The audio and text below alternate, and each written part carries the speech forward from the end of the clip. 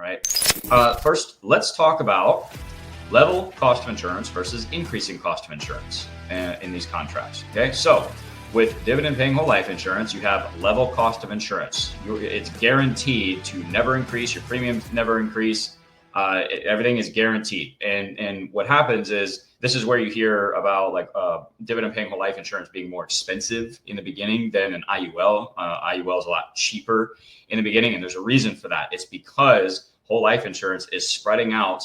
It's taking out all the costs, or it's taking all the costs throughout the life of the policy and spreading them out through the life of the policy, making them level. So it's kind of think of it like taking some of the costs on the back end and putting them on the front end to make it level. This is really, really good, because if you think about it, life insurance is supposed to be more expensive in the beginning. Cheaper in the beginning, because you're young, healthy, hopefully, and your chances of passing away are very low, right? Whereas life insurance is supposed to get far more expensive as you get older, because the risk of you passing away increases, obviously, right?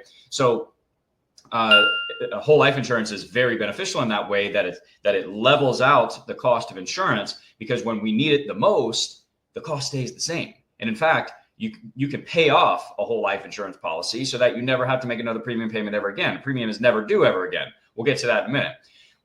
But that's how cost of insurance works in whole life insurance. Really important to understand that. Versus indexed universal life insurance, it's the scenario I just described, where it's cheaper in the beginning. It's supposed to be cheaper in the beginning, but it's a lot more expensive on the back end. And that's because indexed universal life is built on what's called annual renewable term. Think of it like your 10, 20, 30-year term policy, but it renews every single year, right? It's kind of like a 1-year term policy, all right? And what that means is that you have increasing cost of insurance with an IUL. Your cost of insurance gets more expensive every single year. Why? Like I just explained, every year you get older, the risk of you passing away increases. Therefore, the life insurance company needs to charge more for that risk. All right. That's just how life insurance works. Okay. So very important to understand, because that cost of insurance just explodes when you get older, right? When you hit 60, 70, 80 years old, that cost of insurance is very, very expensive, and it can be very dangerous to your policy if it's not managed. All right. That brings me to the next part that I want to talk about when it comes to cost of insurance, and that is the term net amount at risk. All right. It's really frustrating to me when I hear IUL agents say that your cost of insurance actually goes down as you get older within an IUL, and that is not true. The amount of money that is due on your within your policy, that can go down because of net amount at risk. So basically the way it works is net amount at risk is death benefit minus cash value. Okay, whatever that number is, that's what your cost of insurance is applied to. Now, net amount at risk can be managed based on your policy performing and the flexibility of a universal life policy, where you can adjust death benefit and stuff like that. So that is the reason your premium in an IUL can actually go down if you manage that net amount at risk.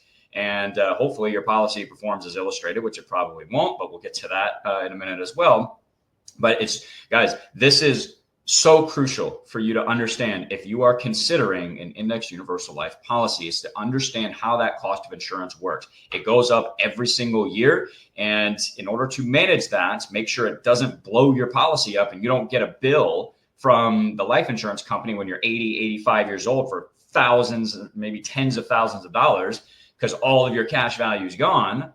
Well, if you don't want that bill, you need to understand how to manage net amount at risk. Okay, so that's a separate video, but it's just important to know that terminology. It's important to ask your agent about that if you're working with somebody already, because I've seen countless stories of people who have like traditional universal life policies where they get that bill at 80, 90 years old and they lose all their money. They lose all the death benefit. There's lawsuits about it. It's just really, really sad. And there's the only difference between a traditional universal life policy and an indexed universal life policy is the interest crediting strategy. That is it. It's still built on annual renewable term, which gets more and more expensive every single year. Very important to understand. Next, let's talk about the guarantees. Guarantees versus no guarantees. Actually, I should just put guarantees here, whatever, because there are some obviously some guarantees within an IUL, but they're questionable. Okay. And here's why. So first off, let's talk about the guarantees within a dividend paying whole life insurance policy. Like I was mentioning earlier, your like, for example, your premium, your cost of insurance, that's all guaranteed to never change. It's completely level throughout the policy. Your policy is also guaranteed to grow every single year. Typically the rate is between 2 and 3/4%. That's a gross number. But and then on top of that, you would get dividends. We'll get to that in a minute. But there's really strong guarantees. Nothing can change. The life insurance company can't change anything within the contract. Everything is guaranteed, right? So you know exactly what you're getting. The only variation there would be the dividends, because they're not guaranteed, but these companies have always paid them. The dividend rate can change, all right? But the structure of the policy, the life insurance company can't change. Versus an indexed universal life insurance. And I want to say really quick, the benefit of that is, like I said, you know what you're getting, but it's that stability, that safety, that it's something, it just gives you a lot of peace of mind, right? There's not a lot of variables within the policy, right? It's just going to get that nice, safe, steady growth. It's going to be there for you when you need it the most. You can access the cash value to build wealth, all that stuff, right?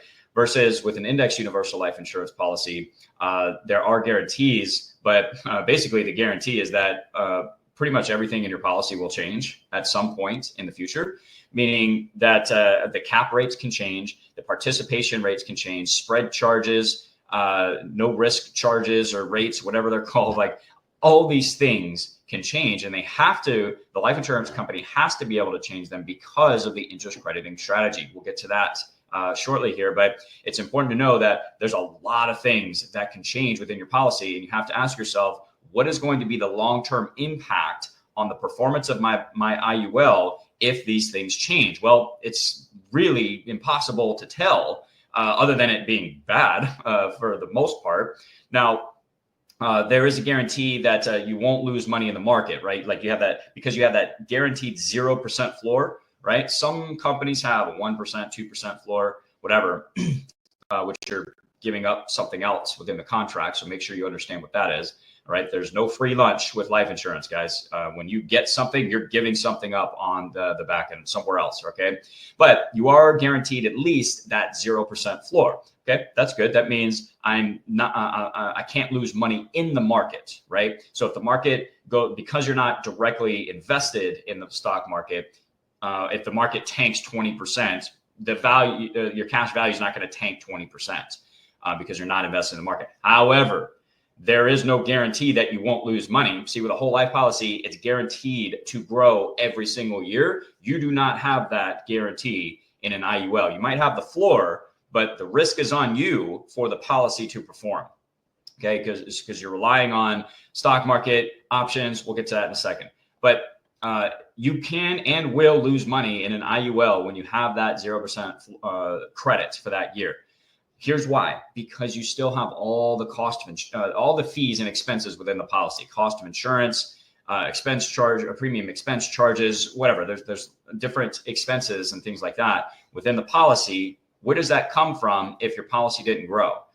It comes from your cash value, which means your money, your cash value is going backwards, right? It's also why an IUL can't compound, is because the compounding process can stop and the value of your policy goes down because of those costs and fees. And those costs can get really, really bad. Like I mentioned, later on when you're older and that cost of insurance is insanely expensive, if you're not managing that amount of risk, that can start to blow your policy up in retirement, guys. Be very, very careful with that. Okay. Now, again, this is not to say not to do an IUL, but for me, there's too many variables that can change. Like when I'm thinking about life insurance, I want stability. I want something I can rely on. I know what to expect, right? I don't want all these variables. An example would be, let's say you had a business partner. Like, would you get into business with somebody where you're putting up all the money, you're taking on all the risk, all right? But your business partner within that contract can change whatever they want to their benefit, but you can't? Does that sound like, would you get into that business deal? That doesn't sound very good to me. Well, that's kind of what you're doing with an indexed universal life policy, because the life insurance company can change whatever they need in order to manage their risk. What's up, my fellow wealth creator? Thank you so much for checking out this clip from the Millennial Wealth Creator Podcast. If you'd like to watch the full podcast, there will be a link down below in the description. Make sure to also check out the additional tools, training, resources that I have in the description as well, just to help you along your journey. Thanks again for checking out the clip, and we'll see you in the next one.